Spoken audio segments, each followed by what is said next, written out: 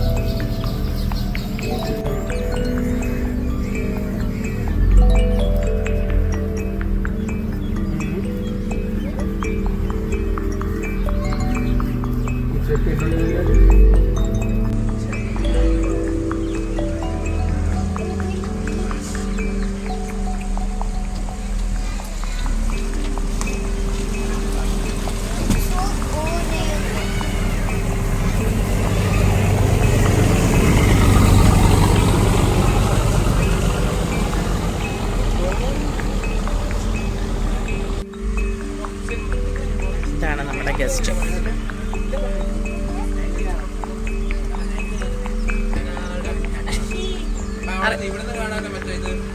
എന്നത്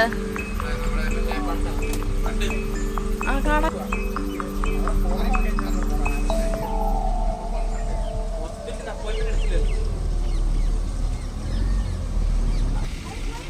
ഇതാണ് വേമ്പനാട് ലേക്ക്.